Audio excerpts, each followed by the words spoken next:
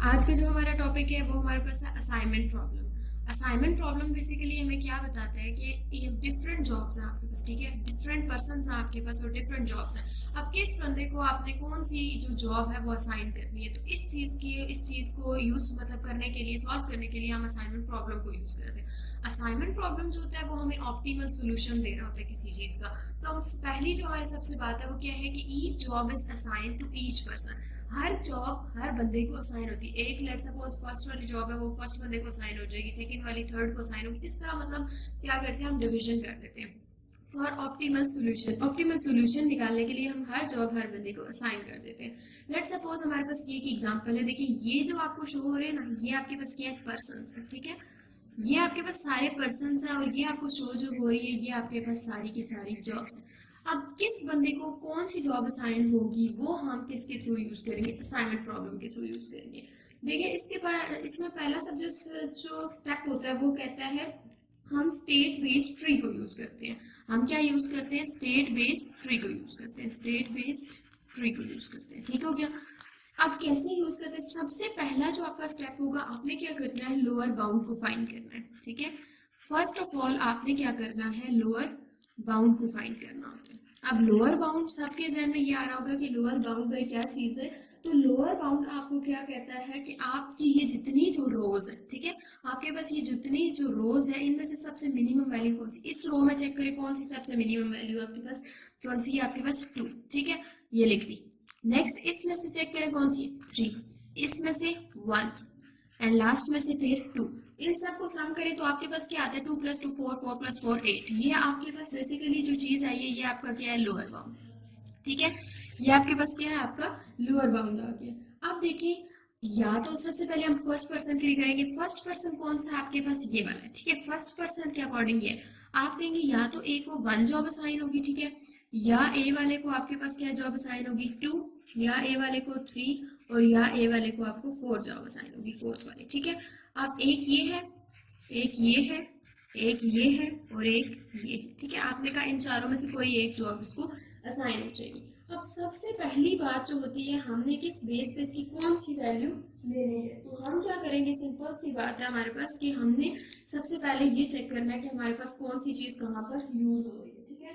तो हमारे पास जो है ए के अकॉर्डिंग हमने देखना है कि अगर ए को 1 जॉब असाइन हो रही है तो देखिए, अब जब ए को 1 असाइन हो रही होगी ना उस टाइम पे आप ये वाली रो और ये वाला कॉलम दरमियान में इसकी कौन सी वैल्यू आ रही है, ये मतलब ये है इनका पॉइंट ऑफ इंटरसेक्शन, वो वैल्यू आपने सबसे पहले इंसर्ट कर देनी है। अब वो वैल्यू क्या थी आपकी, आपने ए 1 के अकॉर्डिंग निकालना है तो आपने चेक करना ए 1 पे कौन सी वैल्यू है, 9।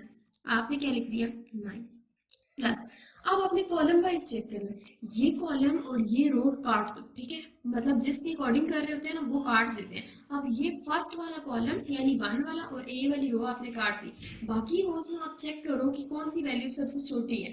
इस पूरे वाले में अब ये वाला पूरा आपके पास बच गया, ठीक है। अब इसमें आप चेक करो कि आपके पास कौन सी वैल्यू सबसे छोटी है, 4, वो लिख दो। बस इसमें से चेक करो 1 और इसमें से देन चेक करोगे तो 4 आ गया। इन सबको जब आपने सॉल्व किया, 4, 9 + 1 10, 10 + 8 18, ठीक हो गया, ये आपके पास आ गया। अब आपने इसके लिए चेक कर a = 2, मतलब a और 2 उस पे क्या वैल्यू आ रही है आपके पास, 2, वो आपने लिख ली।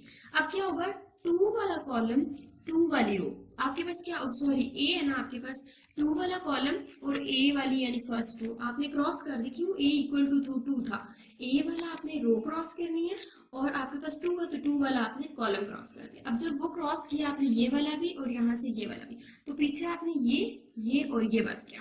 आपने 6, 5 और 7 में से सबसे स्मॉल कौन सा है, 5 है, वो लिखा। उसके बाद ये तो कट चुका है। अब इसमें से चेक करें 1 है, इसमें से चेक करें अगर तो 4 है, ठीक है, तो ये आपने लिख लिया। ये आपने जब इसको कैलकुलेट किया तो आपके पास आ जाएगा ये 12, ठीक हो गया। अब a = 3, a = 3 का मतलब है 7 वाली वैल्यू है, वो आपने सबसे पहले लिख ली, प्लस। अब देखिए फर्स्ट रो तो कटी हुई है क्योंकि a आ रहा है, थर्ड कॉलम कट जाएगा, क्यों, क्योंकि a = है आपके पास 3 के, तो थर्ड कॉलम आप काट देंगे। अब आपके पास ये पोर्शन और ये पोर्शन रहेगा। इस कॉलम में से सबसे स्मॉलेस्ट वैल्यू कौन सी है, 5। इस कॉलम में से सबसे स्मॉलेस्ट वैल्यू है 4 और लास्ट वाले कॉलम में से भी आपके पास क्या है, 4 है। जब आप इनको कैलकुलेट करेंगे आपके पास क्या आएगा, 20। अब A4 के लिए मैं जब कैलकुलेट करूंगी तो मेरे पास देखिए क्या आएगा, A4 के लिए मैं कैलकुलेट कर रही हूँ। अब A4 के लिए हमारा जो मेन है वो अचीव, हमने इस गोल को करना है A4। यहाँ पे वैल्यू क्या बनी 8 लिख दिया।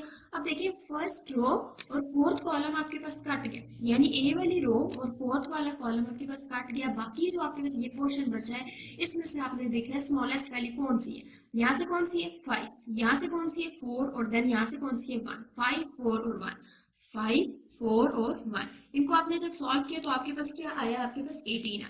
अब आपने क्या करना है, सबसे स्मॉलेस्ट वैल्यू आपके पास कौन सी आई है 12। सबसे स्मॉलेस्ट कौन सी आई है, ये वैल्यू आपके पास 12 हुई है। तो आपने क्या करना है, जिसकी भी आपके पास क्या हो गया मिनिमम कॉस्ट होगी, जिसकी आपके पास मिनिमम कॉस्ट होगी आप उस बंदे को वो जॉब असाइन कर दोगे।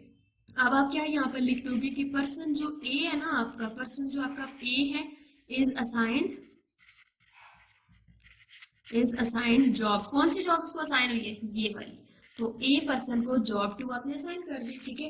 इसके बाद हमने क्या करना है, सेम एज इट इज काम किसके लिए हमें करना है, बी के लिए। लेकिन ए को जॉब 2 असाइन हो चुकी है तो बी के पास क्या पॉसिबिलिटी बच गई, या 1 असाइन होगी या 3 असाइन होगी और या फिर उसको 4th जॉब असाइन होगी। यही उसके पास 3 पॉसिबिलिटीज बच गई है ना, तो ये 3 पॉसिबिलिटीज हमने लिख ली, ठीक हो गया। अब b इज इक्वल्स टू 1, मतलब b और 1 उसके अकॉर्डिंग कौन सी वैल्यू 6, ठीक है। तो हमने यहाँ लिख लिया 6 प्लस। अब देखिए b वाली रो हर एक में कट जाएगी और इनके हिसाब से 1 2 1 3 और 4 के हिसाब से उनके कॉलम्स कटेंगे। अभी फिलहाल हमारे पास अगर हम देखें तो हमारे पास क्या था, b इक्वल टू 1 था ना, तो b के हिसाब से 1 वाली वैल्यू हमने लिख ली। b वाली रो काट देंगे और 1 वाला कॉलम, b वाली रो काट देंगे 1 वाला कॉलम काट देंगे। इनमें से देखिए सबसे स्मॉलेस्ट कौन सी है 2, इनमें से 1 और फिर इनमें से 4, 2 1 और 4 बचता है, 2 1 और 4। इनको अब आपने सॉल्व किया तो आपके पास आया 13, ठीक हो गया। अब आपने इसी के लिए इसके लिए चेक करना b equals to 3, b equals to 3, value कौन सी बन रही है 3। आपने क्या करना है, सिंपल 3 यहाँ पर लिख देना है। अब 3 वाला कॉलम कट जाएगा और b वाली रो कट जाएगी। b वाली रो कट गई, 3 वाला कॉलम कट गया। आपके पास स्मॉलेस्ट वैल्यू यहाँ से 5, यहाँ से 2 और यहाँ से देन 4, 2 5 और 4 आपके पास आ जाएगा, 2 5 और 4। इनको आपने जब प्लस किया तो आपके पास क्या बनेगा, 4 प्लस 2 6, 6 प्लस 5 11, 11 प्लस 3 14, ये आ गया आपके पास। अब आपने b4, b इक्वल टू 4 का क्या मतलब हुआ, b4 वैल्यू क्या बन रही है 7, आपने क्या लगा दिया 7 यहाँ पे लगा दिया। आपने यहाँ पे क्या कर दिया 7 कर दिया। अब आपने क्या करना है, 4th वाला कॉलम काटना है और b वाली रो काटनी है। 4th कॉलम काट दिया, b वाली रो काट दी, पीछे ये वाली वैल्यूज बचती हैं। यहाँ से स्मॉलेस्ट कौन सी है 5, यहाँ से स्मॉलेस्ट 2 और यहाँ से स्मॉलेस्ट 1, ठीक है। 2 4 और हाँ ठीक है। अब हमने क्या किया 7 प्लस b इक्वल्स टू 4 था ना आपके पास, तो आपने b वाली रो काटी, 4 वाला कॉलम काटा। यहाँ से आपके पास स्मॉलेस्ट क्या था 5, एक चीज ये स्मॉलेस्ट थी। यहाँ से अगर आपने देखा तो आपके पास क्या स्मॉलेस्ट था 2, ठीक है। 5 और 2 और इधर से देखा तो 1, 5 2 और 1, 5 2 और 1, ये आपके पास क्या बन गया 7 प्लस 3 10, 10 प्लस 5 15। अब देखिए आपके पास मिनिमम कॉस्ट किसकी आ रही है, आपके पास मिनिमम जो कॉस्ट है वो आ रही है ये वाली। तो आप क्या कर दोगे, B इज असाइन, जो पर्सन B है उसको आपने जॉब कौन सी असाइन कर दी है, असाइंड बाय जॉब A, ठीक है। जॉब उसको कौन सी 1 वाली असाइन होगी। अब एक बात याद रखिएगा, जब आपके पास पॉसिबिलिटीज कम बच जाती, मतलब जब भी आपके पास पॉसिबिलिटीज 2 बच जाती हैं तो आप उनकी प्रोबेबिलिटीज निकालना शुरू कर देते हैं। कैसे, जब आपके पास, अब देखिए लेट्स सपोज अगर हम बात करते हैं कि हमारे पास कुछ, मतलब हम इस तरह से कहते हैं ना कि हमारे पास अब यहाँ पर कौन कौन सी जॉब्स बच गई हैं 3 वाली और 4 वाली। अब हम उनमें से देखेंगे कि हमें कौन सी जॉब, हमारा मेन अचीव ये होना चाहिए कि हमने क्या काम करना है यहाँ पर। जब भी 2 बच जाती है तो आपके पास 2 पॉसिबिलिटीज बच गई। देखिए अब 2 पॉसिबिलिटीज जब आपके पास बच गई है तो आपने क्या करना है, देखिए सबसे पहली बात, जब भी आपके पास जो है 2 जॉब्स बच जाएंगी, व्हेन 2 जॉब्स लेफ्ट, तो आप उनकी पॉसिबिलिटीज को चेक करेंगे, चेक पॉसिबिलिटीज। आपने उनकी क्या करनी है, पॉसिबिलिटीज को चेक कर लेना है, ठीक है, कि कितनी पॉसिबिलिटीज बन सकती है। देखिए आपका जो सवाल था उसके अकॉर्डिंग अगर हम देखें हमारे पास कौन कौन सी चीजें बच गई थी। ए को हमने कहा था कि जॉब 2 असाइन हो चुकी है, यही बात की थी ना हमने कि ए वाले को जॉब 2 असाइन हो चुकी है, मतलब A2 हो जाएगा, ठीक है। बी वाले को जॉब 1 असाइन, अब रह कौन कौन गए C और D। या तो होगा सी को 3 असाइन होगी और डी को 4 असाइन होगी, एक ये बन गया, ठीक है। और या ये हो सकता है ए को तो भाई 2 असाइन हुई हुई है, बी को 1 असाइन हुई हुई है, ठीक है। तो उसके बाद सी वाले को या फिर 4 असाइन होगी और डी वाले को 3 असाइन हो जाएगी, ये काम हो जाएगा। अब हमने क्या करना है, इनकी वैल्यूज निकाल लेनी है सिंपल। A2 की जगह देखिए, अगर हम इस वाले एग्जांपल को हमने देखना है तो हम देखेंगे A2 पे कौन सी वैल्यू बन रही है 2, ठीक है। B को 1 असाइन हुआ था, B1 पे क्या बन रहा है 6, C3 पे क्या बन रहा है 1 और D4 पे क्या बन रहा है 4। ये वैल्यूज आपने एक बार लिखनी है, सेम एज इट इज आपने दूसरे के लिए प्रोसीजर करना है।